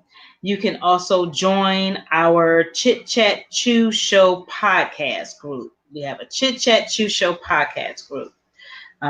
You can tell them about how, if they're artists, how that works. Okay, so artists, if you have music, send it to chitchatchew_show@yahoo.com. We're looking for a certain criteria, so you have to be saying something, you have to be talking about something. Overall, it needs to be good content. It needs to be of substance. That's just what I'm going to say on that. It needs to be substance. Okay, we have to feel it. It can't just be anything. Got enough of that out here. Okay, come with something else. Okay, because if you're an artist, you should be well rounded anyway. But that's a whole nother conversation. So if you have any dope music, please send it to the email I just provided. Rather you a rapper or singer. And if you're a spoken word artist, send your tracks as well. I mean, for the most part, we're gonna like spoken word artists anyway, because a lot of them talk about in depth and they have stuff with substance most of the time. So I don't think we have a problem with that. But send your music over. With your social media info. A bio is optional. You send if you like. It's up to you. And that's pretty much it. Should I tell my social media? Sure. I know you said Facebook, and that was the only ones you said, right? Mm-hmm. Okay. Oh, before you say the social media, also check us out on our webpage, chitchatchewshow.com. Okay. Okay. Chit-chat, Again, yep. www.chitchatchewshow.com. If you're interested in being a sponsor, or if you want to be on our show, we have different packages for that. We have a donation um, uh, link as well. If you would like to donate to our business, our cause, all of the money that we receive goes straight into our business. We have a guest book. You can sign in on the guest book. All of our past or former guests are up on our link. We have some soaps, which we're about to, at some point in time soon, update you. We have more soaps that we're going to be putting out there with prices. We have whipped body soap, whipped body butter, Hello Kitty soaps, Buddha soaps. So we have some things going on. Just look out for it. Stay tuned. All right. Instagram, Chit Chat Chew Show Podcast. Make sure you follow us on Instagram. We have a Twitter at CCCS_podcast. At CCCS_podcast. Make sure you follow us on Twitter. We tweet about our show and what we got going on with it. And I will say subscribe, like, and comment our YouTube page, which is Chit Chat Chew Show Podcast. Make sure you follow us on there. Hit the notification bell so you can have updates for our show. Those pretty much the main ones to be on at the time being. That's all I'm gonna say tonight. I couldn't go on with the rest of them, but I'll just stick to those main ones that stay more currently updated. So that's it. Anything else you would like to add? No, I'm adding our links on the show while Uno was speaking. Pretty much, guys, thank you again. Have an enjoyable rest of your evening. Be safe, be productive, love on yourself, be respectful, and have a better tomorrow. Absolutely. Good night, guys. Good night. Peace out. Do do do do. Do do. Gonna sing out of this thing. Do do do.